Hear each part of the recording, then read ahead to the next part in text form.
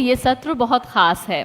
जब एक शिशु का जन्म होता है तब उस दौरान उसकी माँ, उसके पिता उसकी कुंडली दिखाते हैं। कुंडली दिखाते हैं कि ये शिशु बड़ा होकर कैसा बनेगा, क्या बनेगा, ऐसे कई सवाल मन में होते हैं। मन में ये भी होता है कि आखिरकार क्या होगा इसका, और ये जीवन भर चलता है। तो क्या हमारी कुंडली, हमारे भविष्य, हमारे कर्मों, ये सब का हिसाब ग्रहों के पास होता है? ग्रहों का क्या प्रभाव होता है? क्या भाग्य हमारे साथ कोई खेल खेलता है? ऐसे कई दिलचस्प सवाल हैं। तो हमारा ये जो सत्र है वो इसी पर आधारित है, ग्रहों का प्रभाव, भाग्य का खेल या विज्ञान की चाल। इस सेशन को संचालित करेंगे, इस सेशन का मॉडरेशन करेंगे मेरे सहयोगी उत्कर्ष चतुर्वेदी।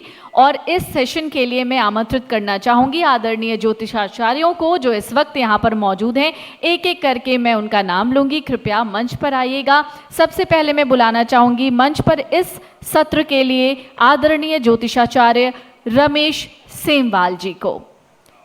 रमेश सेमवाल सर के लिए जोरदार तालियां। अब मैं बुलाना चाहूंगी मंच पर आदरणीय ज्योतिषाचार्य अरुण बंसल सर का।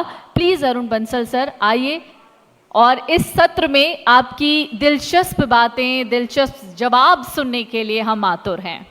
सर के लिए भी जोरदार तालियां। मंच पर बुलाना चाहूंगी अनिल वत्स सर को। आदरणीय ज्योतिषाचार्य अनिल वत्स सर प्लीज आइए और हमें कृतार्थ कीजिए। तालियां सर के लिए भी, जोरदार तालियां। और अब मैं मंच पर बुलाना चाहूंगी आदरणीय ज्योतिषाचार्य सुभेश शर्मन सर को। प्लीज मंच पर आइए। और आज बहुत सारे सवाल होंगे। उम्मीद करते हैं कि जो लालसा हमारे मन में सवालों के जवाब को लेकर है वो तुरंत शांत हो जाएगी जैसे ही आप जवाब देना शुरू करेंगे। आदरणीय ज्योतिषाचार्य सुभेश शर्मन जी के लिए जोरदार तालियां। और अब मैं इस सत्र के लिए बुलाना चाहूंगी अपने अगले मेहमान को, आदरणीय ज्योतिषाचार्य जयप्रकाश शर्मा जी। प्लीज मंच पर आइए और हमें कृतार्थ कीजिए। आदरणीय ज्योतिषाचार्य जयप्रकाश शर्मा जी, सर के लिए जोरदार तालियां। तो जैसा कि ये सत्र ग्रहों का प्रभाव, भाग्य का खेल या विज्ञान की चाल पर आधारित है, इसमें कई सवाल होंगे। उन सवालों के जवाब आज हम अपने सभी आदरणीयों से लेंगे और इस मंच का संचालन, खास तौर से इस सत्र का संचालन जो है वो मेरे सहयोगी उत्कर्ष चतुर्वेदी करने वाले हैं। उत्कर्ष प्लीज मंच पर आइए। थोड़ी सी भूमिका को बदला है। अभी तक खड़े होकर आप लोगों के बीच में संवाद कर रहा था, अब लगा कि अपना दायां मजबूत कर लेना चाहिए। तो जब 5-5 ऐसे चेहरे आपके दाईं ओर हों, और दाहिना हमेशा से बहुत शुभ और पवित्र माना गया, उसको मजबूत कर लिया। और अच्छी बात यह है कि अनिल वत्स जी और सुभेश शर्मन जी, हम लोग उस ऐतिहासिक महाकुंभ की धरा पर एक बार फिर, मैंने तब भी आपके साथ मन साझा किया था, अभी भी करने का अवसर मिला है। दूसरी ईमानदारी बता देता हूं कि कुछ नहीं किया, सिर्फ सत्र का नाम लिखकर कागज पर आ गया, क्योंकि जब इतने महानुभाव आपके साथ बैठे हों तो हम कुछ ना बोलें, अगर माइक को आगे भी बढ़ा दें तो सत्र अपने आप में दिलचस्प, रोचक, सुंदर, मुस्कुराहट भरा, आशीर्वाद पाने वाला हो सकता है। बहुत सारे गूढ़ सवालों को आप लोगों ने अमर उजाला, जीवांजलि, माय ज्योतिष के माध्यम से हम लोगों के बीच में रखा है। अगर मैं उस ओर से शुरू करूं, सुभेश जी अगर मैं आपसे शुरू करूं, सबसे पहली बात, जैसा कि विषय भी है और मैं थोड़ा देर विषय पर रहना चाहता हूं कि ग्रहों का प्रभाव, फिर उसमें आगे हमने विषय पर नाम दिया है कि ये भाग्य का खेल है या विज्ञान की चाल है। इसको मैं थोड़ा सा तोड़ता हूं। बहुत सामान्य मानवी हूं साहब, छत्तीसगढ़ से आता हूं। क्या ग्रहों को समझना विज्ञान है या ग्रहों को समझना एक ऐसी पहेली है जो किसी के पास है, वो आगे दे रहा है, वो रीड कर रहा है, वो एक अनुमान है? ये विज्ञान कितना है या अनुमान कितना है? पहले तो सब लोगों को बहुत बहुत बधाई कि हमारे बहुत देर से सब लोग उनको भीष्म पिता कह रहे हैं। मैं भीष्म पिता में मानने के लिए तैयार नहीं हूं, क्योंकि बाणों की सैया पर लेटना पड़ता है, इसलिए भीष्म पिता नहीं, वो इस विद्या के ब्रह्मा हैं। जैसे वो कोई रचना करने वाला होता है ना, उस प्रकार से हमारे पद्मेश दुबे जी को आप भीष्म पिता में बना दें, बड़ा मुश्किल हो जाएगा भाई। तो इसलिए ब्रह्मा की पदवी उनके लिए श्रेष्ठ है। और जो आपने अभी कहा कि ये भाग्य है या विज्ञान है, या खाली ज्ञान है, या इसके माध्यम से हम इसको कैसे काम में ले सकते हैं। तो महाराज भर्तृ सप्तक में 2 श्लोक हैं। त्रिया चरित्रस्य पुरुषस्य भाग्यम देवो न जानामि कुतो मनुष्य।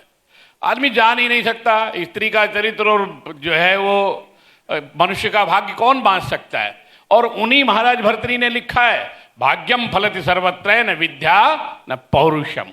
अगर आपकी किस्मत में लिखा हुआ है तो आप तक चल करके आएगा, ये निश्चित व्यवस्था है। पर उसका मार्ग प्रशस्त करने में ज्योतिषी एक बहुत बड़ी भूमिका निभाता है, क्योंकि इसमें एक उत्तर और है कि ज्योतिषम वेदानाम चक्षु, जिसके पास उस भविष्य को देखने की शक्ति है वो ज्ञानी भी है और विज्ञानी भी है, दोनों है। जिसके पास ज्ञान होगा वही जब तक आप उसके सूत्रों को नहीं समझेंगे तब तक आपके ज्ञान को आप इस निष्कर्ष तक पहुंच ही नहीं सकते कि इसमें क्या रहस्य छुपा हुआ है। एक और शब्द है जिसे अभी पिछले दिनों में बड़ा ज्यादा प्रचारित किया गया कि ये जो पृथ्वी है ये शेषनाग पर टिकी हुई है। तो शेषनाग के टिके हुए पर अगर हम चर्चा करें तो ये गुरुत्वाकर्षण शक्ति का ही आधार है। तो एस्ट्रोनॉमी और एस्ट्रोलॉजी की एक विशेषता ये है कि ज्योतिषी को वो ज्ञान प्राप्त होता है कि वो उनके ग्रहों की गणना को, उनकी चाल को, उनकी गति को, उनके द्वारा दिए गए जीवन में लाभ हानि को तय कर सकता है। ये ज्योतिषी का काम है। लेकिन ध्यान ये देना पड़ेगा कि उसकी शिक्षा दीक्षा ज्ञान कहाँ से प्राप्त हुआ है, वो कहाँ से पढ़ करके आया है, उसका आधार फेसबुक है, सोशल मीडिया है कि उसका आधार कोई प्रमाणित विश्वविद्यालय है, ये देखने का विषय है। बहुत अच्छी अच्छी चर्चा यहाँ पर हो रही है। और उस चर्चा के बीच में एक सारगर्भित अगर मैं बात करना चाहूँ तो पंडित लेखराज जी ने बड़ी अच्छी बात कही थी कि इस संसार को सबसे ज़्यादा अगर खतरा कहीं से होगा ना वो विज्ञान से ही होगा, और उसे बचाने का काम अगर कोई कर सकता है तो ज्ञान कर सकता है। और ज्ञान सिर्फ विद्वानों के पास होता है, हमारे ऋषियों की परंपरा का पालन करने के पास होता है, वहीं से ये निकल करके आता है। इसकी धारा गंगा का निश्चित अवस्था ये कि गंगा जिस धारा में बहती है वो गोमुख से ही निकलती है, यही एक सिद्धांत है। और उस सिद्धांत के कारण ही हम ज्योतिषियों, आज आप जो बात कर रहे हैं कि हम मंगल तक चले गए, चंद्रमा तक चले गए, सूर्य पर भी जो है हम अभ्यास कर रहे हैं कि उसकी पैरा बैंगनी किरणें कितनी दूर जाकर के कितना प्रभाव करती हैं। तो ये सब पहले से हमारे यहाँ लिखा हुआ है। हमारे ऋषियों ने जो पहले लिखा हुआ है उसी को तो हम बांच रहे हैं, लेकिन उसको ठीक से बांचने और समझने की शक्ति ज्ञानी के पास होती है, तभी वो विज्ञानी बनता है। चेहरे पर मेरे मुस्कुराहट इसलिए भी है कि पहला प्रश्न पूछा तो मुझे लगा कठिन है, जब जवाब आया तो कितनी आसानी और सरलता से आया। और मैं बोल रहा हूं आप लोगों के साथ जब बात करूंगा तो यही संवाद देखने को मिलेगा। आपके उत्तर में गोमुख का जिक्र आया तो थोड़ा सा चलता हूं रमेश सेमवाल जी की ओर, क्योंकि जब उत्तराखंड ज्योतिष परिषद के अध्यक्ष आपके बीच में मौजूद हूं और वही सवाल है जहां पर सुभेश जी ने खत्म किया कि उन्होंने कहा ना कि ये विज्ञान से खतरा भी होगा, क्या आप ये मानते हैं होगा? और दूसरा, अब जो आधुनिक, और ये मैं इसलिए पूछ रहा हूं बड़ा समावेशी सवाल है कि आज हमारी उम्र के या मुझसे जो छोटे हमारे भाई बंधु हैं उनको लगता है कि विज्ञान की किताब में जो चमत्कार लिखे हैं वही चमत्कार हैं, और जैसा आपने जिक्र किया, लेकिन क्या ज्योतिष की पढ़ाई, ग्रहों की पढ़ाई एक आधुनिक युग में, क्या इसको आपको लगता है समाज में कई लोग बड़ा आउटडेटेड सा फील करते हैं, तो अपने उस वजूद को, अपने उस ज्ञान को, अपनी क्षमता को समाज में बाकियों के बीच में, कि लोग सिर्फ बुरे में याद ना करें, अच्छे में भी याद करें, आए समस्याएं लेकर आपके पास, आप सभी के पास हर दिन लोग आते होंगे, वो कैसे संभव बनाया जाए? बहुत बहुत धन्यवाद। सर्वे भवन्तु सुखिना, सर्वे सन्तु निरामया, सर्वे भद्राणि पश्यन्तु, मां कश्चित् दुःख भाग् भवेत्। मंगलम भगवान विष्णु, मंगलम गरुड़ध्वजा, मंगलम पुंडरीकाक्षा, मंगलाय तनोहरि। मैं सबसे पहले अमर उजाला परिवार को और हमारे विशेष जो पवन ठाकुर जी हैं जिन्होंने बहुत बड़ा संघर्ष किया इस काम के लिए, उनको और अमर उजाला परिवार को बहुत बहुत धन्यवाद देना चाहूँगा। और अपने जो भीष्म पितामह हैं, मैं तो इन्हें भीष्म पितामह ही कहूँगा, अपने दुबे जी, अजय भामी जी, अपने लेखराज शर्मा जी, आचार्य अनिल वत्स जी और मेरे गुरुदेव डॉक्टर भोजराज द्विवेदी जी, उनको मैं याद करना चाहूँगा कि उनसे मैंने इस विद्या को सीखा है। सन 90 में जब भोजराज द्विवेदी जी मुझे मिले थे, आपने बहुत अच्छा प्रसन्न किया। और जयप्रकाश जी का, अरुण बंसल जी का भी बहुत बहुत धन्यवाद, जो यहाँ मुख्य रूप में विराजमान हैं। मैं एक बात आपको कहना चाहता हूँ कि महर्षि पराशर की ये विद्या, आचार्य वाहरामीर की ये विद्या, आचार्य भृगु की ये विद्या इतनी महान विद्या, बी उपसर्ग लगाओ तो विशिष्ट ज्ञानम इति विज्ञानम। विशिष्ट ज्ञान क्या है? आप अगर जाएंगे आचार्य वारामीर पर तो उन्होंने भूकंप अध्याय लिखा, उन्होंने जल विज्ञान लिखा, उन्होंने वास्तु विज्ञान लिखा, उन्होंने पेड़ पौधों का विज्ञान लिखा। अगर आप संहिता शास्त्रों में जाओगे तो सारा विज्ञान है वहाँ। आचार्य पराशर का जो शोध शास्त्र है, क्योंकि आजकल आप रील के चक्कर में हैं तो वहाँ तो वो ज्ञान मिलने का वाला नहीं। रील पे क्या मिलता है आपको? टोटके मिलेंगे। लेकिन जो मूल शास्त्र है, जो विश्वविद्यालय में पढ़ाते हैं, परमानंद जी और अन्य, मैं कई बार मिल चुका हूं इनसे, और आचार्य वारामीर, कल्याण वर्मा की सारावली, अगर आप वहां जाओगे देवज्ञ केरलम, उन संहिता ग्रंथों में, उन पराशर ग्रंथों में, तो वहां आपको विज्ञान मिलेगा। दूसरा, आपने कहा कि आजकल इस ज्योतिष का, आजकल ज्योतिष की सबसे ज्यादा आवश्यकता होती है। ज्योतिषी साधक होता है। क्या होता है? साधक। साधना, उपासना और आराधना से ही वो ज्योतिषी बनता है। और विशेष करके सूर्य, हमारे ज्योतिषियों के इष्ट हैं भगवान सूर्य नारायण। सूर्य आराधना से ही हम ज्योतिषी बन पाते हैं। और जो हमारे गुरुओं की परंपरा है, तो उसमें क्या है? आधुनिक विज्ञान और पुरातन का समन्वय करके, आधुनिकता का पुरातन का समन्वय करके आगे बढ़ना। जैसे कि ज्योतिष में क्या है? ज्योतिष में तो यहां तक सूक्ष्म गणना कर दी कि किस नक्षत्र में, नक्षत्र के कौन से चरण में आपका जन्म हुआ, कौन से बार में, मंगलवार को, बुधवार को, बार का भी महत्व दे दिया। आजकल जन्मदिन लोग गलत मनाते हैं, तारीख से मनाते हैं। तिथियों से बनाना चाहिए। कौन से तिथि को, कौन से महीने में? असूज के महीने की पंचमी को मेरा जन्म हुआ, मंगशीर मास के षष्ठी तिथि को मेरा जन्म हुआ, उस दिन वर्षफल बना के पूजन करना। तो आधुनिकता भी है, पुरातन भी है। और ज्ञान और विज्ञान का ये समन्वय विद्यार्थियों के लिए भी है, युवाओं के लिए भी है। और जो आजकल भविष्यवाणी हो रही है, वो हमारे मेदनीय ज्योतिष का पार्ट है। किसका पार्ट है जी? मेदनी ज्योतिष का पार्ट है। सरकार पर संकट आएगा, भूकंप किस क्षेत्र में आएगा, आने वाला समय फसलें कैसी होंगी, विध्वंस होगा, देशों में युद्ध होगा, ये सब मेदनीय ज्योतिष है। तो आधुनिकता में अब पुरातन में समन्वय करके हमें आगे बढ़ना चाहिए। कोई किसी का विरोधी नहीं है, न विज्ञान हमारा विरोधी है। ज्योतिष तो किसी को विज्ञान विरोधी मानता ही नहीं है जी। ज्योतिष तो सबको साथ लेकर के आगे बढ़ता है। और ये सकारात्मकता बड़ी सुंदर बात है। मैं बिल्कुल अपने निकट आ जाता हूँ। पंडित डॉक्टर जेपी शर्मा जी मेरे ठीक बगल में हैं और थोड़ी व्यस्तता भी हाथों में दिखाई दे रही है। एक सवाल जो मैं आपसे पूछना चाहता हूँ कि हम सभी लोग आपको लाल धागे वाले के नाम से जानते हैं। पहले तो यही बता दीजिए और यही स्पष्ट कर दीजिए कि हम जानते हैं, और ये होता है कि हमारे घर में कहा गया कि ग्रहण के दिन खाना नहीं खाना, क्यों? फिर उसके जवाब हम ढूंढते हैं। मैं वही जवाब ढूंढ रहा हूं कि लाल धागे वाले के नाम से लोग आपको जानते हैं, वो क्यों भी बता दीजिए कि ये परिचय और ये नाम कैसे जुड़ा।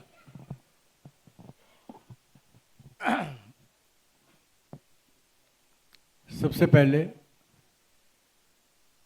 जो शारीरिक रूप से हमारे बीच में विराजमान नहीं है, हमारे अमर उजाला के वो महापुरुष जिनको हम चित्रों में देख रहे हैं, मैं उनको खड़े होकर नमन करता हूँ। पहले आके भी कर चुका हूँ नमन, जिनकी बदौलत आज हम सभी इकट्ठे हुए हैं। तो उनका मैं कोटि कोटि धन्यवाद करता हूँ कि उन्होंने इस काम का बेड़ा उठाया कि लोगों को जागृत कैसे किया जाए। फिर पीढ़ी दर पीढ़ी इस चीज़ को आगे चलाया। और जहाँ तक मैं गलत नहीं हूँ तो शायद इसकी स्थापना 1948 में हुई थी। बिल्कुल 75 डायमंड कह सकते हो आप दूसरे शब्दों में, उससे भी अब तो बहुत आगे चली जाएगी बात। बट जो मैं समझता हूँ, जो सुबह से मेरी रात को मैं और बंसल जी रात को लेट आए, बड़ौदा में थे, और सुबह कुछ कार्यक्रम ऐसा था कि आदमी को मैन ऑफ कमिटमेंट होना चाहिए। तो सुबह सुबह रात को मेरी कोई एक मुलाकात थी जो मैंने सुबह 5:30 बजे रखी, यहाँ भी रखी, मुरादाबाद रखी। आना वहाँ से मेरा थोड़ा सा अटपटा हुआ, पहले सत्र का मैं गेस्ट। लेकिन मेरा एक बात का मानना है कि जो जितने भी यहाँ बातें मैं सुन रहा हूँ या मैं समझ पा रहा हूँ, एक से बढ़कर एक विद्वान बैठे हैं, और हो सकता है किसी विद्वान, आप मुझसे भी बड़े विद्वान हो किसी चीज़ में, उस चीज़ में मैं कला ना जानता हूँ। आपका जो प्रश्न है, क्योंकि समय की सीमा होती है, मैं विश्वास से कह सकता हूँ मेरे पास जितने ये मंच पे बैठे, मेरे सुख बैठे हैं, और जिनको मौका नहीं मिलेगा मंच पर आने का, शायद वो इस शास्त्र के ऊपर पूरा दिन बोल सकते हैं, पूरा दिन बोल सकते हैं, मैं गारंटी ले सकता हूँ। मैं एक का नाम लूँ, किसका नाम लूँ? कॉर्नर से शुरू हो जाऊँ। वो अपने आप में ज्ञानी आदमी हैं, पद्मेश जी हैं, अजय भांबी जी हैं, अनिल जी ने जीवन बिता दिया। हाँ, मैं थोड़ा इन विचारों से अलग बात करूँगा। जैसे शायद मैंने जिंदगी में आज पहली बार आपको देखा, गलती तो नहीं खा रहा हूँ? आप बता दीजिए, अभी शास्त्र की बात चल रही थी, आप देखिए क्या आपकी चेहरे में, आपकी पर्सनैलिटी में 198 है कि नहीं है? 1998 है कि नहीं है? 7 है कि नहीं है? 5 है कि नहीं है? बोलिए, आप है कि नहीं है? बोलिए ना। बिल्कुल है। तो आज मैं पहली बार मिल रहा हूं, अब ढूंढ लीजिए, क्या आपकी पैदाइश 5 तारीख की है या 7 की है, जुलाई की है या मई की है? ढूंढिए आप, 1998 की है कि नहीं है? बोलिए। मैं एक बात कहने जा रहा हूँ, मैं उस विषय पर नहीं जाऊँगा। बात क्या कहने जा रहा हूँ, ये बहुत बड़ा विषय है, और दुविधा ये है हमारे देश की सबसे बड़ी बात कि हम विद्वानों को 10 मिनट दिए जाते हैं कि हम बताएं कि टीवी में फिल्म कैसे आती है, एयर कंडीशन चलता कैसे है। आपकी अपनी मजबूरियां हैं, हमारी अपनी मजबूरियां हैं, और ट्रैफिक मेरे हाथ में नहीं है। कहते टी से टाइम, टी से ट्रैफिक, टी से आप टेलीफोन, जिसको कम्युनिकेशन जी कहते हैं। तो अभी मैं उस मेन मुद्दे पे आता हूँ। अभी मेरे साथियों ने कहा, मैं अपने बारे में अधिक चर्चा करता नहीं हूँ, मेरे साथी ने कहा था कि वो व्हाट्सएप पे नहीं है, या शायद फेसबुक पे नहीं है, या सोशल मीडिया इस्तेमाल नहीं करते।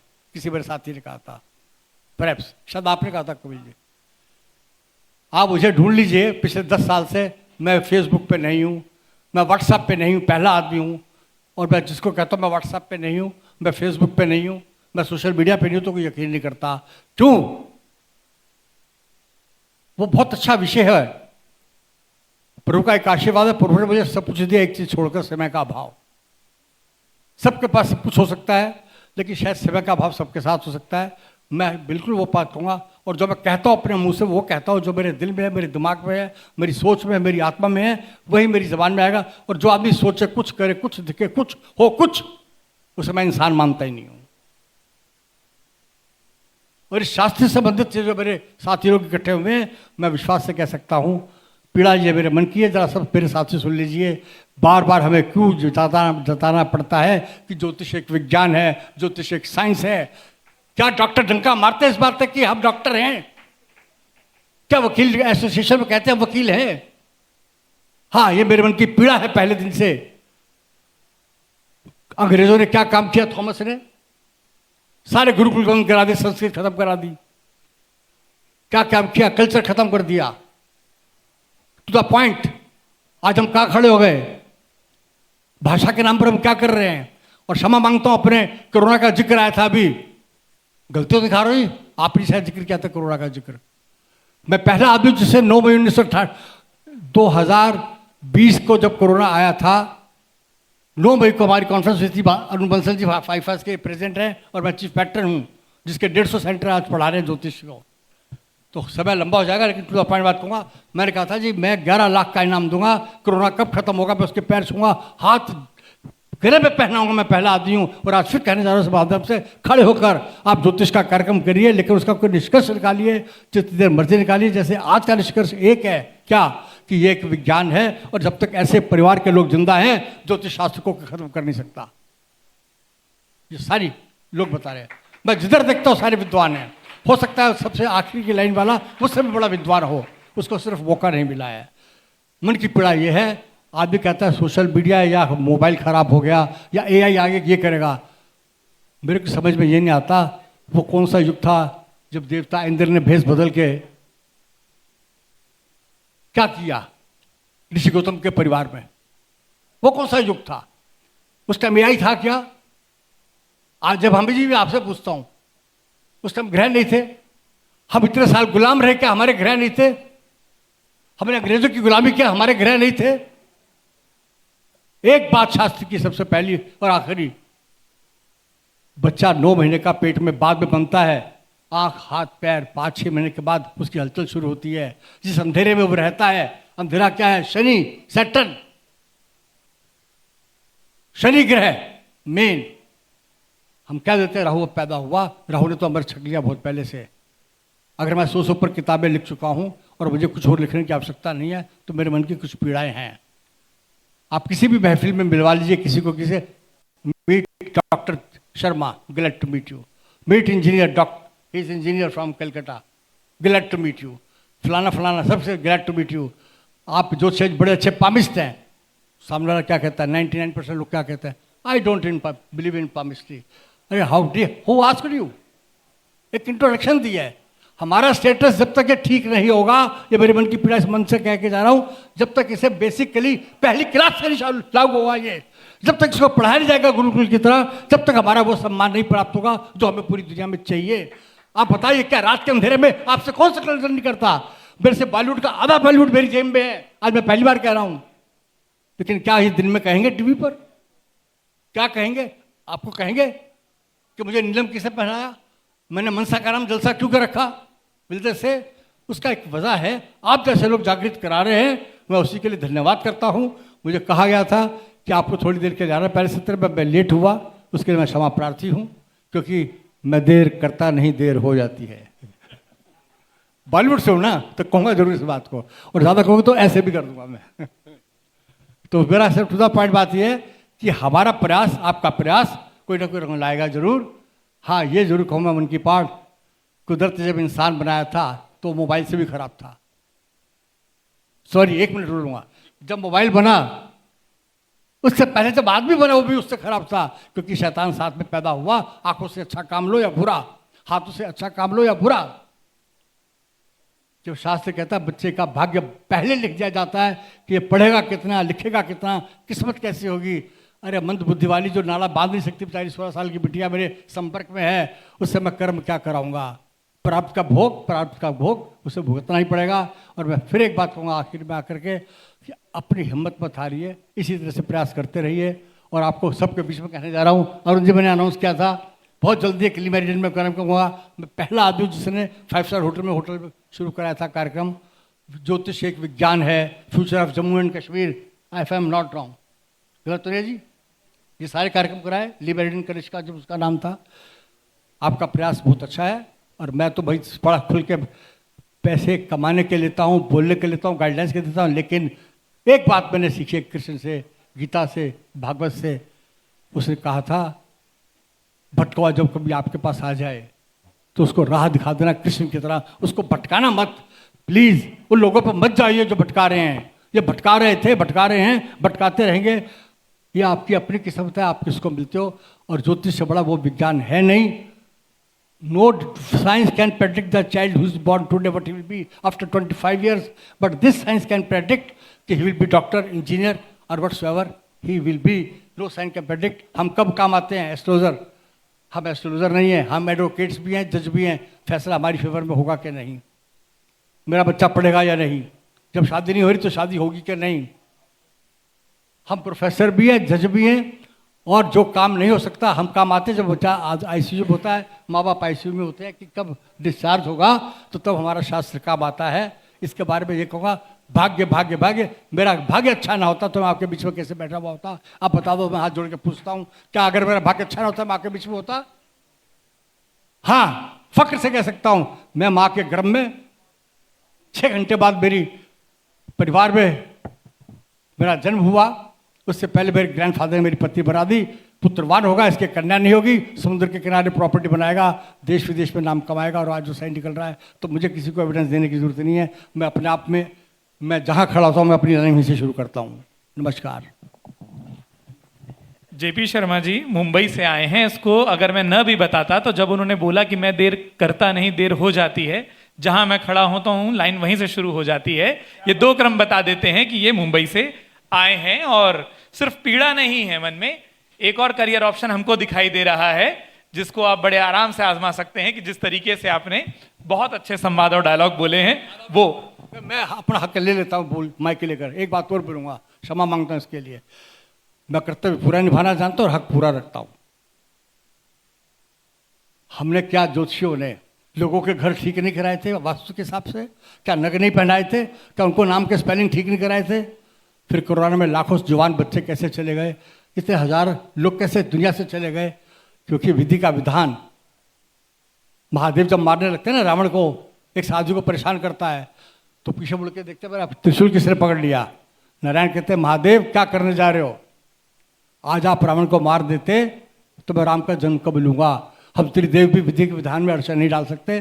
तो हम पैदा परीक्षा से नहीं होते, हम कहाँ पैदा होंगे और जब कहेंगे दुनिया से कब जाएंगे ये भी हमारे हाथ में नहीं है। AI अहमदाबाद का आपको साबित कर रहा है कि होने को कोई टाल नहीं सकता। हम प्रयास कर सकते हैं, डॉक्टर की तरह इलाज कर सकते हैं, बचा सकते हैं। हाँ, सुप्रीम कोर्ट तक मेरे साथी, मेरे चाहने वाले 11-21 लाख दे सकते हैं। आपको कितने दे सकते हैं जरा आप अंदर झाँक लीजिएगा, जवाब मिल जाएगा आपको। धन्यवाद, शुक्रिया। मैं आपने जो बात कही है मैं उसको सवाल बनाकर चलता हूं। और अनिल वत्स जी आपके पास मैं आना चाहता हूं। वो सवाल यही, जैसा विषय था कि ग्रहों की चाल, हमने विषय का नाम रखा। अब अगर ये विज्ञान है तो विज्ञान में बीमारियों के इलाज होते हैं, क्या चालें बदल सकती हैं? और अगर ये विज्ञान नहीं है तो फिर हम क्या बताते हैं? क्योंकि जो नियत है वो तो फिर जैसा उन्होंने कहा कि जो लिखा है वो तो होना है। तो फिर जब इंसान सवाल लेकर आता है कि मेरे ग्रहों की स्थिति, उनकी चालें, जब आप बताते हैं चीज, तो वो आगे उसमें क्या हम बदलाव लाते हैं या हम क्या बताते हैं? किस तरीके का उपाय है जो आप, और जैसा उन्होंने कहा कि अब आपकी उपाधि तो सिर्फ और सिर्फ ज्योतिषाचार्य की नहीं, एक डॉक्टर की, एक वकील की है कि तर्क भी देना है और इलाज भी करना है। तो ऐसी परिस्थिति में तर्क काम आता है या इलाज होता है? सबसे पहले अमर उजाला और उसकी पूरी टीम को इस भागीरथ प्रयास के लिए, और इतने जबरदस्त तपस्वियों को, मनीषियों को और ज्योतिर्विद के आचार्यों को यहाँ एक साथ इकट्ठा किया, मैं बहुत बहुत आपका अभिनंदन करता हूँ, स्वागत करता हूँ। और आपने मुझे यहाँ मंच पे बुलाया, उसके लिए भी खास करके पवन ठाकुर और उनकी सारी टीम को मेरी हार्दिक शुभकामनाएं। मेरे सामने उपस्थित लेखराज जी, पंडित लेखराज जी, अजय भांबी जी, बाकी चंद्रशेखर जी, और अभी अभी मैंने अनुपम जी को सुना, भाई कमाल का बोला इन्होंने। इनके लिए तालियां बजाई जाएं कि किस प्रकार इन्होंने न्यूमरोलॉजी और ज्योतिष के साथ संबंध जोड़ के बात करी। ये आजकल कोई नहीं करता, इन्होंने स्पष्ट उद्घोषणा करी, मैं साधुवाद देता हूं। और मंच पे उपस्थित मेरे सामने अरुण बंसल जी, शुभेश शर्मन जी और मेरे रमेश सेमवाल जी, और ये मेरे मित्र हैं, अभिन्न मित्र हैं। हम लोग लगभग काफी सालों से, मतलब सिटी चैनल हुआ करता था जब दिल्ली में, तो हम तब भी ज्योतिष के प्रवचन साथ साथ दिया करते थे। तो आपके प्रश्न बड़े प्यारे हैं और मुझे नहीं पता मुझे कितना समय है। तो वो मैं गुस्ताखी कर लूंगा आप। अच्छा, चलिए। तो सबसे पहले जो इसमें महत्वपूर्ण बात रहेगी मैं जोड़ना चाहूंगा। मतलब आप लोग बार बार जब सोशल मीडिया कहते हैं उसमें फोन भी जोड़ना पड़ेगा, सिर्फ सोशल मीडिया जोड़ना नहीं पड़ेगा। कि हम मंच पर आए तो ये ध्यान रखें कि कोई। जी, सबसे पहले मैं अपने इष्ट देव ओम गणेभ्यो गणपतिभ्यो नमो नमो, व्रातेभ्यो व्रातपतिभ्यो नमो नमो, ग्रीसेभ्यो ग्रीसपतिभ्यो नमो नमो, वीरूपेभ्यो विश्वरूपे वशवो नमो नमो ओम गणपते नमः। इस देवता को स्मरण करता हुआ, अपने गुरुदेव को नमन करता हुआ मुख्य टॉपिक के ऊपर आता हूं। देखिए, प्रश्न बहुत कीमती हैं। जहां तक ज्योतिष की बात है, इसको कहा गया है वेदस्य निर्मल चक्षु। वेद का निर्मल चक्षु है। दृश्य और दृष्टा, इन दो चीजों को बहुत अच्छी तरीके से समझाता है। जीवन में दो ही तो मार्ग हैं, श्रेयस और प्रेयस। प्रेयस वो जो हमें प्रिय हैं, जो हमारे मन को प्रिय लगते हैं। हम चाहते हैं अच्छा घर हो, अच्छी पत्नी हो, अच्छा पति हो, बच्चे आज्ञाकारी हो, अच्छी नौकरी हो, रहने को घर हो, धन हो, अच्छे मित्र हो। कौन नहीं चाहता? लेकिन यह संसार में रहने के लिए बहुत जरूरी है। लेकिन इसी के साथ साथ श्रेयस भी है। हमारा उद्देश्य क्या है? हमने जन्म क्यों लिया है? देखिए, यह बात कोई पशु पक्षी अन्य योनि में संभव नहीं है।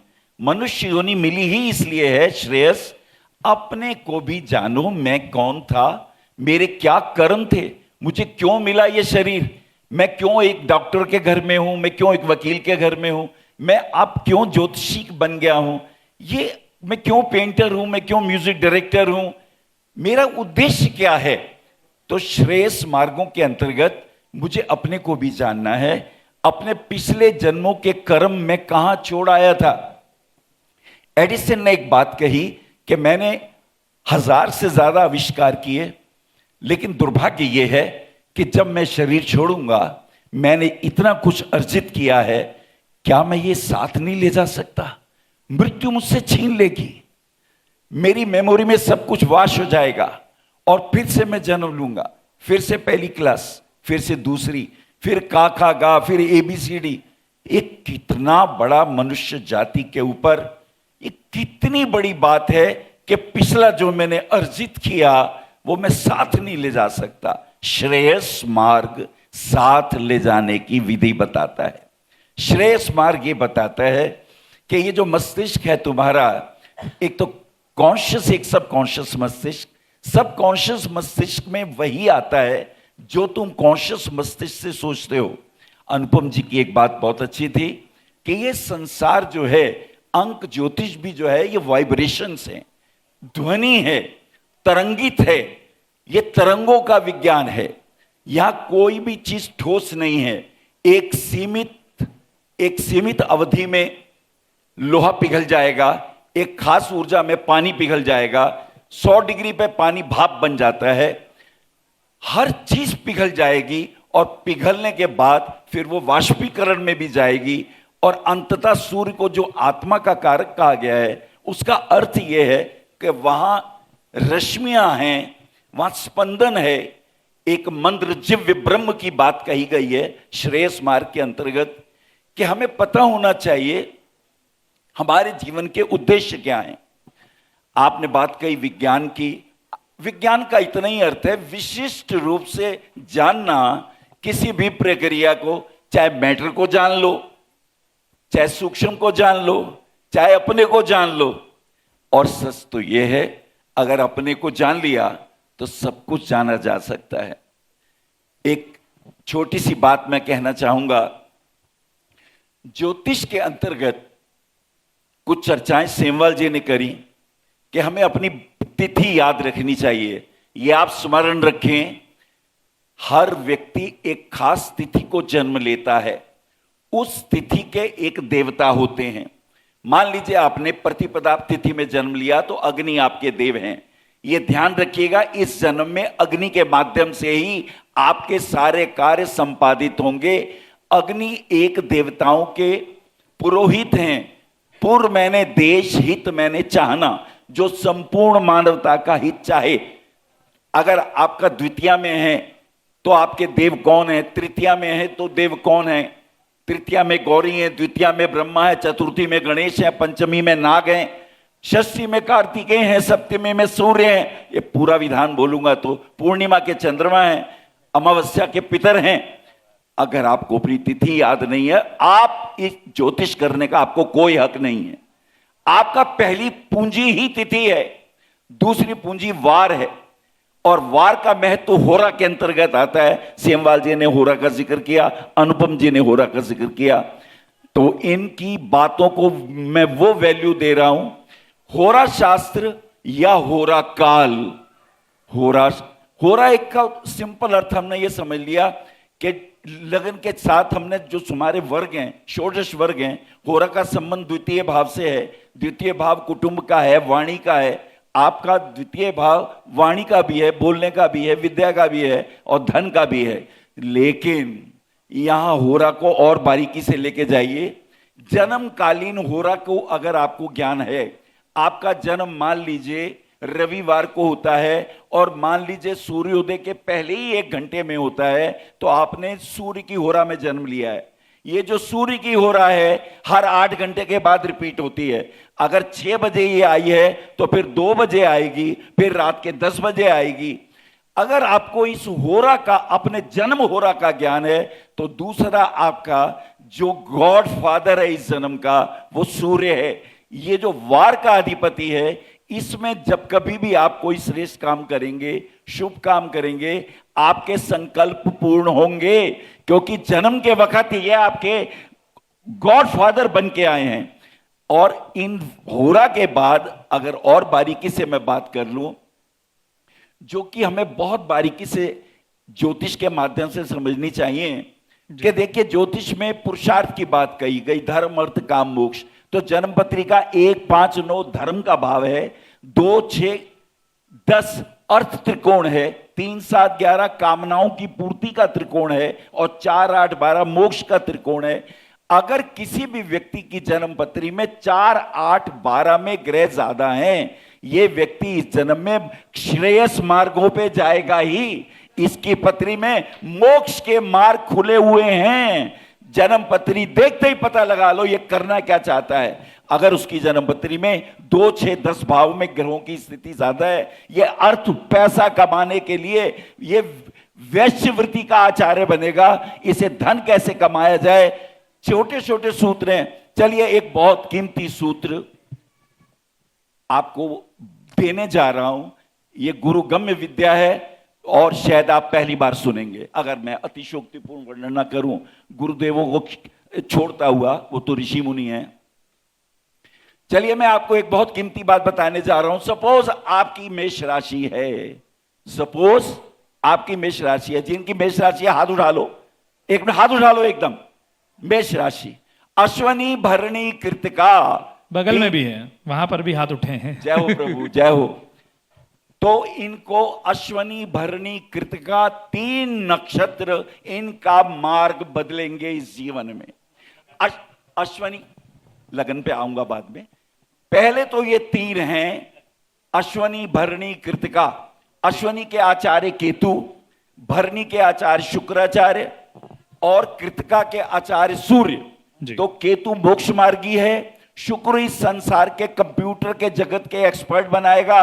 कंप्यूटर, बुद्धि, एआई, इंटेलिजेंस, सौंदर्य बोध, ज्ञान विज्ञान, संसार के समस्त भोग्य चीजें और ऐश्वर्य की चीजें ये भोगने के लिए आए हैं सूर्य। और फिर आत्म तत्व, मैं अपने को भी जानूं। लेकिन अब इसको हम जानेंगे कैसे, क्या सबको ये मिलेगा? तो चलिए आपको एक बहुत कीमती सूत्र बताने जा रहा हूं। उस सूत्र को कहते हैं पोषक ग्रह। क्या कहते हैं, जोर से बोलो। पोषक ग्रह, जो तुम्हें विष्णु की भांति तुम्हारी रक्षा करता है। इस केतु को देखो, आपकी कुंडली में केंद्र में है कि त्रिकोण में है? एक केतु जिस भी राशि में है, उस राशि का अधिपति केतु जिस भी राशि में है, अश्वनी, मैं मेष राशि वालों की बात कर रहा हूं, उनका देखिए अश्वनी नक्षत्र का स्वामी केतु जिस भी राशि में है, उस राशि का उच्च और नीच का ग्रह कहां है?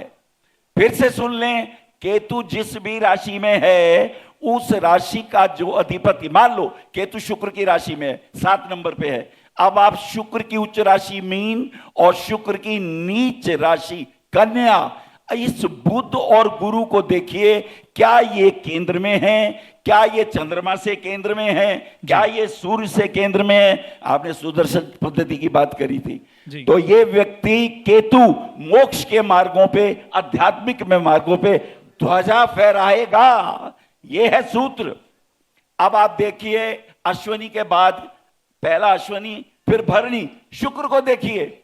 शुक्र जिस भी राशि में है, मान लो शुक्र मंगल की राशि में है, मेष राशि में है, तो अब मेष राशि का स्वामी मंगल उच्च का होता है मकर में, नीच का होता है कर्क में। अब आप देखिए, ये चंद्रमा और शनि क्या शुक्र के केंद्र में है, क्या लगन से केंद्र में है, क्या चंद्रमा से केंद्र में है। ये संसार के ऐश्वर्यों का भोक्ता होगा, बॉलीवुड में ये नाम कमाएगा, ये कवि होगा, ये बहुत बड़ा राइटर होगा, इसकी एडवर्टाइजिंग एजेंसी होगी, और ये व्यक्ति कंप्यूटर का विजार्ड बनेगा। और चलिए एक बात आखिरी बोल दो, बीच में मत टोको। सूर्य, नहीं तो बात अधूरी रह जाएगी। मैं 12 राशियों पे बोलूंगा, नई किताब लिखी जाएगी यहां। ये वो सूत्र दे रहा हूं, पोषक ग्रह का सूत्र, ऋषि पराशर का वो सूत्र जो आपने शायद पढ़ा हो, ध्यान में भी नहीं होगा। अब बात रही अश्विनी भरणी कृतिका की, कृतिका का स्वामी सूर्य। अब आप देखिए, सूर्य जिस राशि में है, उस राशि का स्वामी, मान लीजिए सूर्य मिथुन राशि में है, तो मिथुन का उच्च का ग्रह, मिथुन बुध उच्च का कन्या में और नीच का मीन में। अब आप देखिए कि बुध और गुरु क्या सूर्य से केंद्र में है, या लगन से केंद्र में है, या चंद्रमा से केंद्र में है। यह व्यक्ति उच्च कोटि का मध्यस्थ बनेगा, राइटर बनेगा, भागवत कथाकार बनेगा, इसकी वाणी में सरस्वती का वास होगा, यह व्यक्ति अद्भुत होगा, विष्णु जैसा ऐश्वर्य होगा। यह मैंने आपको भी एक मेष राशि के बारे में बताया, और ऐसे बहुत सारे सूत्र हैं। आप अगला पूछ लीजिए। जी नहीं, मैं आपसे सूत्र नहीं, जैसा आपने कहा था कि जब वो वक्त की सीमा है तो मुझे इशारा कर देना। मैं वो इशारा कर रहा था कि कुछ ग्रह का काम रोकना भी होता है। अभी वो ग्रह मैं बन गया हूं जो उस बात को, स्वार्था को यहाँ पर इस मंच पर रोके। नहीं, आप 6, 8वें 12वें भाव की भूमिका निभाइए, मैं उसमें विपरीत राजयोग पैदा करूंगा। मैं ये कहना चाहता था, अरुण जी आपसे अभी तक एक सवाल मैं नहीं ले पाया। जी, मैं अरुण जी आपसे एक सवाल नहीं ले पाया, हालांकि जेपी शर्मा जी ने इतनी बार आपका जिक्र कर दिया, इसीलिए जरूरी हो जाता है अंत में आऊं। लेकिन जो बात चली, अब इस बात को मैं आपसे एक सवाल के तौर पर पूछना चाहता हूं, क्योंकि अलग अलग बातें आई। विज्ञान की बात आ गई, किस तरीके से समझना है उसकी बात आ गई, क्या हम बदल सकते हैं, क्या बदलाव चाहिए। कई बार ये बात भी आई कि सोशल मीडिया के दौर पर, और ये शायद विषय से थोड़ा सा विषयांतर भी हो, लेकिन मेरी एक उत्सुकता यह है कि अब जब एक पूरी की पूरी पीढ़ी अपना जीवन का एक लंबा समय इन प्लेटफॉर्म पर बिताती है, 2 उपाय हो सकते हैं। एक कि जैसा आप लोगों ने कहा कि आप लोग इस्तेमाल नहीं करते। दूसरा, क्या हम उस माध्यम का इस्तेमाल करके उसमें सही ज्ञान का प्रवेश दे सकें, इस तरीके की बात भी हो सकती है, ऐसी सोच भी हो सकती है। देखिए, कंप्यूटर का युग है, सही ज्ञान का इसमें दे सकते हैं, यूज कर सकते हैं कि नहीं कर सकते हैं, ये एक सबसे बड़ी बात है। और जैसा अभी मेरे से पूर्व मेरे बड़े भाई जयप्रकाश जी ने बोला कि हमें पहचान नहीं मिलती है। क्यों नहीं मिलती है? क्योंकि हमारा ज्ञान जो है वो थोड़ा कहीं ना कहीं अधूरा है, कहीं ना कहीं हम पूर्ण ज्ञान हमारे पास नहीं है। हम जो बोलते हैं हमें खुद इस पे विश्वास नहीं होता, हम बोल रहे हैं सही बोल रहे हैं या हम इसमें कुछ शंकाएं हैं। क्योंकि वो शंकाएं होती हैं, उसी कारण से हमें इसका पहचान नहीं मिलती है। अभी कंप्यूटर का युग शुरू हुआ 81 से, तो पहला प्रोग्राम शुरू हुआ, डेवलप हुआ, तो उसके बाद से फिर इंटरनेट आया, फिर मोबाइल्स आए, और अब ये नया नया आगे अब एआई का युग आ रहा है। तो इसमें आगे आगे जो कंप्यूटर, ये ज्योतिष के लिए ये मेरे ख्याल से बहुत बड़ा योगदान रहा है इसमें। और ये जो एआई का युग है, ये हमें ज्योतिषियों को बड़ी पहचान देने वाला है, बहुत बड़ी पहचान देने वाला है। और ये जो कौन सा उपयोग, कौन सा इसका फायदा होता है कि नहीं होता है, इन सभी चीज़ों के सॉल्यूशंस भी देने वाला है एआई का युग। कैसे, वो मैं आपको तो 2 मिनट में बताना चाहूँगा कि देखिए, हमारे पास जो रूल्स हैं, हम जैसे कहते हैं कि गुरु सप्तम में होगा तो ऐसे इस प्रकार के फल देगा, शादी करवाएगा, गुरु दशम में आएगा तो जब वो आपकी जॉब लगवाएगा, गुरु दूसरे में आएगा तो आपको धन की प्राप्ति करवाएगा। इस प्रकार के जो ये फॉर्मूले हैं, ये बड़े इनकम्प्लीट फॉर्मूले हैं। आपको खुद मालूम होता होगा कि सप्तम में गुरु आ गया, शादी हुई नहीं, निकल भी गया वहां से, फिर भी शादी नहीं हुई। तो इस प्रकार से जो ये फॉर्मूले हैं हमारे, जो कहने को योग हैं, ये इनकम्प्लीट योग है। और ये ज्योतिष में ये केवल एक फॉर्मूला मान लिया जाए तो उससे पूर्णता नहीं आती है, उससे प्रेडिक्शन सही नहीं आती है। उसके लिए हमें बहुत कुछ और आगे चाहिए। इसके लिए हमने एक पीएचडी करवाई, रिसर्च करवाई, और पीएचडी हमारी मेवाड़ यूनिवर्सिटी से पीएचडी करी हमारे स्टूडेंट्स ने। तो उसमें हमने पाया 2500 हॉरोस्कोप्स के ऊपर रिसर्च करी, तो उसमें हमने फॉर्मूले कुछ और ही पाए। जो हम जैसे 36 गुणों की गणना करते हैं वो उसमें मिला ही नहीं, उसमें बिल्कुल ही कुछ भी नहीं मिला 36 गुण के मैचिंग में। जो हम मंगली मिलान करते हैं उसमें कुछ और ही पाया। हमने पाया कि पंचम का मंगल जो है या नवम का मंगल वो बहुत ज़्यादा फल देता है, तोड़ने की साजिश करवाता है, बजाय कि सप्तम के मंगल के या लगन के मंगल के। इस प्रकार के फॉर्मूले ही बदल गए।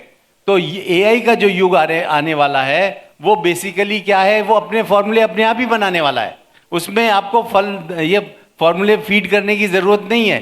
वहाँ पर आपको जन्मपत्रियाँ फीड करनी है, उसके अंदर आपको ये बताना है कि ये हॉरोस्कोप ऐसा था, ये डॉक्टरों का था, ये इंजीनियर्स का था, ये ज्योतिषियों का था, या ये इनकी शादी अच्छी बनी, इनकी शादी अच्छी नहीं रही। तो उसमें से वो फॉर्मूले अपने आप ही निकालने वाला है। और वो जो योग निकालेगा वो बड़े कॉम्प्लेक्स योग होंगे। और हमने भी ऐसे इस प्रकार से देखा कि हमने भी इसमें रिसर्च करी। हमने शेयर मार्केट के ऊपर रिसर्च करी, हमने वर्षा के ऊपर रिसर्च करी कि वर्षा कब होती है। तो उसमें हमने सारे ग्रहों के कॉम्बिनेशंस लगाए, उसमें पुराना डेटा डाला उसमें जो बारिश का, और उसमें हमने ये लगाया कि कौन से ग्रह उस समय कहाँ थे, कौन से ग्रहों की वजह से वो बारिश ज़्यादा हुई या कम हुई। तो उसमें हमने पाया कि एक रिलेशन जो है वो सिंपल कंप्लीट जवाब नहीं देता है। उसमें हमें बहुत सारे योगों को देखना पड़ता है, जैसे सूर्य से चंद्रमा कहाँ था, सूर्य से मंगल कहाँ था, सूर्य से बुध कहाँ पे था, सभी ग्रहों के कॉम्बिनेशन सारे देखने पड़ते हैं। और उनमें भी हमें अंशात्मक देखना पड़ता है, क्या केवल राशिगत नहीं देखना पड़ता। तो उससे हमें बहुत, जब डिटेल में जाते हैं तो उसके जो प्रेडिक्शंस आती हैं वो बहुत सटीक आती है। ये इस तरह की प्रेडिक्शन नहीं आती, उसमें पूरे ग्राफ बन के आ जाते हैं। हमारे पास सॉफ्टवेयर है जिससे हम पूरी की पूरी बारिश का पहले से ही लेखा जोखा बता सकते हैं। और हमने बताया है, हमने फ्यूचर समाचार मैगजीन में हमने बहुत प्रेडिक्शन, पूरे साल की प्रेडिक्शन दे देते थे और सटीक आती थी जी। तो इस प्रकार से जो एआई का युग आने वाला है ये बहुत ही अलग युग आने वाला है। अगले 10 साल के अंदर आप देखेंगे कि प्रेडिक्शन जो हम कर रहे हैं वो ये प्रेडिक्शन नहीं रह जाएंगी, प्रेडिक्शन कुछ और ही हद तक होंगी और उसके ऊपर पूरा विश्वास होगा लोगों को। उस जगह अगर एआई ने बोल दिया कि आप शादी करिए तो करेंगे, और उसने अगर ना कर दिया तो आप लव मैरिज भी होगी तो भी नहीं करेंगे। तो ऐसा होने वाला है। आप जो बता रहे हैं, और मैं बीच में इसलिए सिर्फ रोकना चाह रहा हूँ, एक बार हमारे तमाम अतिथियों को बता दूं, दिल्ली भारतीय जनता पार्टी के अध्यक्ष वीरेंद्र सचदेवा जी हमारे बीच में हैं। जोरदार तालियों से मैं चाहता हूं आपका अमर उजाला परिवार की ओर से वीरेंद्र जी स्वागत। और बड़े ध्यान से आप भी सुन रहे हैं, अपने कर्मों से आप लोगों ने एक ऐसी चीज बदली जिसको कई लोग मान रहे थे। और अमर उजाला परिवार के हमारे वरिष्ठ विनोद अग्निहोत्री जी इस वक्त वीरेंद्र सचदेवा जी का अमर उजाला परिवार की ओर से स्वागत करते हुए। सुभेश जी, वक्त को अगर तराजू पर रखूं तो शायद सबसे कम वजन शुरू में आपने लिया था, तो एक जिसको बोलते हैं कि सप्लीमेंट्री क्वेश्चन लेकर मैं आपके पास आ रहा हूं। और सवाल मेरा वो जहां अभी अभी बात खत्म हुई है अरुण बंसल जी की, और ये सच है, मतलब मैं अपने आसपास ये उदाहरण देखता हूं और मैं वापस आपसे कह रहा हूं, मैं कोई सवाल लेकर नहीं आया, मुझे लगा बात की दिशा जिस ओर जाएगी उस ओर चलते हैं। हमारे कई ऐसे छोटे हैं, जूनियर हैं, जिनको हम देखते हैं कि जिनको ये बताना पड़ता है कि यहां विश्वास करो। जैसे माताएं बचपन में बताती हैं कि यहां पर सर झुकाना है, ये भगवान का मंदिर है, यहां हाथ जोड़ने हैं। एक बचपन में जिस तरीके से शिशु में संस्कार दिए जाते हैं, आज जबकि न्यूक्लियर फैमिलियां हो रही हैं, बच्चे अपनी पढ़ाई के कारण अलग शहरों में रह रहे हैं, उनको ये विश्वास दिलाना पड़ेगा कि हम जिनसे परामर्श ले रहे हैं आपके भविष्य, आपके वर्तमान के बारे में, वो परामर्श क्यों जरूरी और उनसे लेना क्यों जरूरी है। अब हाथ में के बाबा आ गए हैं, कोई गूगल बाबा बोलता है, वो आने वाले जमाने में एआई बाबा हो जाएंगे। वो बैठे बैठे यहाँ टाइप करते हैं, दवा तक तो लोग यहाँ पूछने लगे हैं। तो जो थोड़ी देर पहले कहा गया कि अगर आपकी भूमिका डॉक्टर की भी है तो कब सेराडोन लेना है, कब डोलो लेना है, लोग यहां लिखने लगे हैं। वो भी फोन लगाकर पहले डॉक्टर साहब से पूछा जाता, नहीं पूछा जा रहा है। ऐसे में जो अभी साहब ने कहा कि आने वाले समय में लोग इसको भी गूगल करेंगे कि मैं इस तरीके की सोच रहा हूं और कोई सॉफ्टवेयर बन जाएगा जो बता देगा कि आपका ये भाई या ये रत्न धारण कर लो। ये विश्वास की प्रगाढ़ता कि वो परामर्श से ही हो और उसमें आधुनिकता का संयोग, वो आप चुनौती के तौर पर देखते हैं, अवसर के तौर पर देखते हैं, और उसमें आगे क्या योजना आप लोगों की कुछ है जो आप करना चाहते हैं? अगर बिल्कुल थोड़े शब्दों में उत्तर देना हो तो बहुत सरल सा उत्तर है कि आपने मुझे कहा कि ये काम करिए, मैंने आपके कहने से वो काम किया और मुझे उसका फायदा नहीं हुआ, विश्वास खत्म हो गया। ऐसे ही जब ये कहेगा तुम ये करिए और तुम्हारे कहने से, इसके कहने से तुमने किया और उसका फायदा नहीं हुआ, तो आपका विश्वास हो जाएगा ये झूठ बोलता है। इतना ही होता है विश्वास। विश्वास में से वी हटा दो तो श्वास चलती है, और विश्वास में से वी ज्यादा मात्रा में कर दो तो वो विष बन जाता है। विचार ये है कि आधुनिक व्यवस्थाओं के साथ हम ये कह दें कि हम विज्ञान को बिल्कुल नकार देंगे, तो मैं एक छोटी बात पीछे ले जाना चाहूंगा आपको कि हमारे ये कहा जाता था कि वो जो सवेरे देर रात्रि में नहीं पढ़ना चाहिए या देर रात्रि तक नहीं जागना चाहिए, उस समय लाइट की व्यवस्था नहीं थी। अब तो पूरी अच्छी अच्छी लाइटें हैं, अब तो बड़ी सुविधाजनक सारी व्यवस्थाएं हो गई, इसलिए देर रात तक पढ़ भी सकते हैं आप जी। ये ऐसा विषय है जिसमें हमें अपने विवेक से निर्णय करना पड़ेगा। जो कुछ संसार में निर्मित है, जो कुछ संसार में आज से पूर्व में निर्मित हुआ, जो कुछ संसार में आगे निर्मित होगा, उन सब के पीछे अगर कोई है तो वो ईश्वर की शक्ति है। इस मनुष्य को भी ईश्वर ने ही बनाया है और इस मनुष्य के मस्तिष्क को भी ईश्वर ने ही बनाया है। ये जो कंप्यूटर बनाया है ये मनुष्य के मस्तिष्क ने निर्माण किया है, तो मनुष्य का मस्तिष्क निर्णय करने की स्थिति में बड़ा है। तो हम जो बहुत अच्छी बात है सेमवाल जी ने कही थी कि जब तक हम अपने जीवन में आध्यात्म, साधना, मंत्र शक्ति को अपने जीवन में नहीं अपनाएंगे तो हमारी निर्णय शक्ति, हमारा विवेक उसको निर्णय करने में सक्षम नहीं होगा। ये व्यवहारिक उत्तर मैंने आपको दिया है। आपने जिस विश्वविद्यालय से जाकर के पढ़ा, ऐसे कितने लोग होंगे जिन्होंने सबने विश्वविद्यालय से जाकर के शिक्षा ग्रहण की होगी? नहीं होगा। बहुत सारे लोग जो है कॉमर्स पढ़ने के बाद में आर्ट्स भी पढ़ते हैं। बहुत सारे ऐसे लोग हैं जो कंप्यूटर पढ़ने के बाद में भी अपनी दुकान को चला रहे हैं, अपना व्यापार कर रहे हैं। तो ये अंतर जो है आपके विवेक को करना पड़ेगा आने वाले समय में। जहां तक बंसल जी ने कहा उसका एक और उत्तर दे देता हूं मैं आपको। उत्तर ये है कि ये हमें मजबूर कर देगा कि हमें अपने ग्रंथों का ठीक से अध्ययन करना चाहिए। एआई आपको मजबूर करेगा कि ठीक से पढ़ करके आओ, तुम्हारी नॉलेज मेरी नॉलेज से कम है। तो इसलिए मेरा ये कहना है कि जब तक हम जो कुछ संसार में है सब लिखित है, पूर्व लिखित है, नया कुछ नहीं लिख रहे हैं। हम जो लिख रहे हैं शास्त्रों से पढ़ के लिखते हैं। हमारे से पूर्व में जो राइटर लिख करके गए उन्होंने भी शास्त्रों को पढ़ करके ही लिखा है। हमारे यहाँ एक शब्द आता है, अभी हमने 100-125 साल में विमान देखे हैं, तो चलत विमान कोलाहल हुई, ये कहाँ से आया भाई? पहले भी पुष्पक विमान का वर्णन है कि नहीं है? तो वहां भी जो है मारीच बैठ करके सब देख रहा था, महाभारत काल में संजय बैठ करके सब कुछ देख रहे थे। तो पहले से सब कुछ था। हमने थोड़ा ये जो आप देखते हो ना मिसाइलें चल रही हैं, एयर सिस्टम से सारे के सारे डिफेंस सिस्टम को जो है डेवलप करके हम बमों को गिरा देते हैं। पहले भी यही व्यवस्था थी, आज भी यही व्यवस्था है, लेकिन हमने उसे नए रूप में अपना लिया है। जैसे जैसे इस पृथ्वी पर जनसंख्या बढ़ती है, भगवान कहते हैं यदा यदा हि धर्मस्य ग्लानिर्भवति भारत अभ्युत्थानम अधर्मस्य तदात्मानं तदान्यहम्। वो आते हैं, अपना काम करते हैं, व्यवस्थाओं को सुधारते हैं। तो ये तो चलता रहेगा, क्रम है। सतयुग, त्रेता, द्वापर और कलयुग सबकी व्यवस्था है। ये कली माने मशीन का युग तो है ही ना। अगर मशीन का आज अगर हम विज्ञान को बिल्कुल पीछे छोड़ दें तो करोड़ों लोगों तक आपकी जो बात है वो कैसे पहुंचेगी? नहीं पहुंच सकती। ठीक बात। लेकिन करोड़ों लोगों तक सही पहुंचे, इसके लिए आपको ग्रंथों का गंभीरता से अध्ययन करना पड़ेगा। जब तक हम मूल शास्त्रों का गंभीर अध्ययन नहीं करेंगे तब तक हम सटीक निर्णय पर नहीं पहुंच सकते। एआई आपको जो समझा देगा उसके बाद भी आपको समझने की आवश्यकता है। धन्यवाद।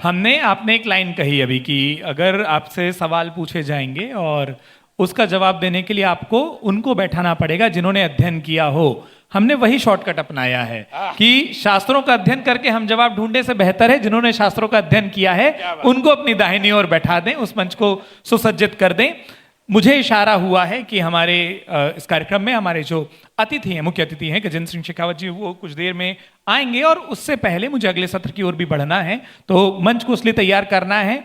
हर चीज सीमा में बांधनी जरूरी है, रामायण में राम से ये भी सीखा है। तो इस सत्र को वक्त की सीमा पर यहीं बांधते हुए आप सभी का बहुत बहुत आभार, बहुत बहुत शुक्रिया। अगर आप ज्योतिष से जुड़ी अधिक जानकारी प्राप्त करना चाहते हैं तो डाउनलोड करें माई ज्योतिष ऐप। एस्ट्रोलॉजी से जुड़ी लेटेस्ट जानकारी के लिए फॉलो करें माई ज्योतिष का फेसबुक और इंस्टाग्राम पेज।